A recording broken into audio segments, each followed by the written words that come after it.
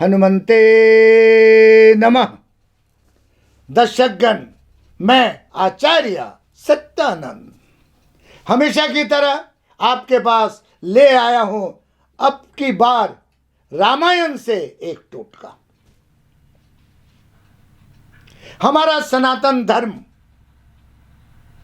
रामायण, महाभारत, गीता इत्यादि टोटकों से भरा हुआ है।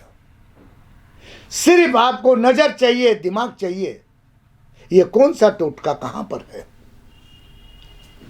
आज हम रामायण की एक कथा आपको सुनाते हैं जो टोटका में बदल गया। सुनकर आश्चर्य लगेगा। जब राम, लक्ष्मण और सीता अयोध्या से जंगल के लिए 14 वर्ष के लिए वनवास को जा रहे थे, तो अघोर जंगल में, घनघोर जंगल में सीता को प्यास लगी। साधारण सी बात है, लंबी यात्रा,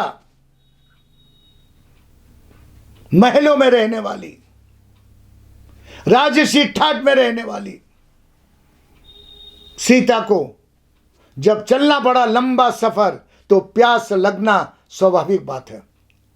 सीता ने राम से पानी मांगा। राम ने इधर उधर देखा, दूर दुरांत तक राम को कहीं पानी नहीं दिखा। दुर्भाग्य, देवताओं की भी क्या स्थिति होती है। कहते हैं इस समय राम को शनि की महादशा लगी हुई थी। ये 14 वर्ष का वनवास राम को शनि की महादशा लगी हुई थी, इसीलिए वनवास हुआ। स्थान परिवर्तन,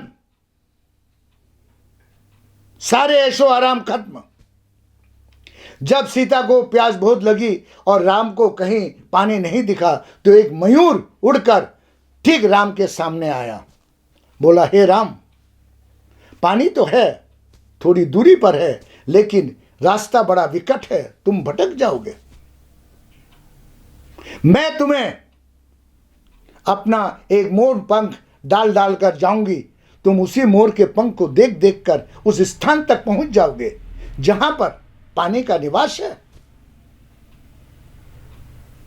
दर्शकगण, मोर के संबंध में एक प्रथा प्रचलित है कि मोर विशेष अवसर पर अपने पंखों को छोड़ देती है, ऑटोमेटिक, प्राकृतिक रूप में।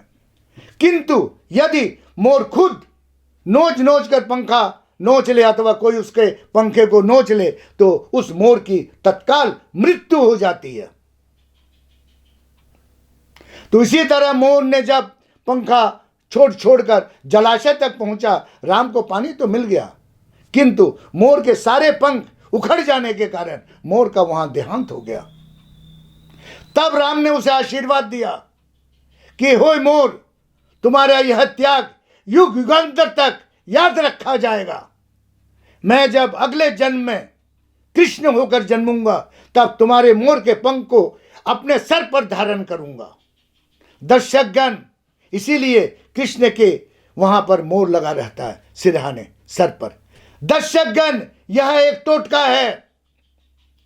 कहते हैं यदि आप अपने घर के हर कमरे में एक मोर का पंख रखेंगे, और यदि आप अपने सोने के सिरहाने पर, जहां आप लेटते हैं, जहां आप सोते हैं, सिरहाने पर 3 मोर का पंख रखेंगे, तो कहते हैं कि आपका घर प्रभुत्व से भर जाएगा, देवताओं का निवास हो जाएगा।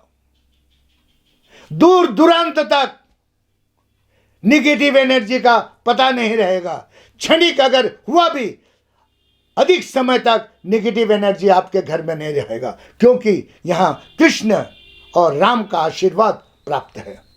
दर्शकगण, यह टोटका मैंने अपने जीवन में अपनाया है और मुझे तत्काल इसका अनुभूति का अनुभव हुआ है। आपसे भी अनुरोध है, मोर का पंख अपने सिरहाने रखिए, अपने ड्राइंग रूम में रखिए, अपने बेडरूम में रखिए, अपने रसोई घर में रखिए, अपने पूजा स्थल में रखिए। यह एक अद्वितीय टोटका है जिसका तोड़ किसी ग्रह के पास नहीं है। दर्शकगण, आज मेरा समय यहीं खत्म है। कल मैं फिर आ रहा हूं एक और अजीबोगरीब टोटका लेकर। तब तक के लिए विदा। ओम हनुमंते नमः।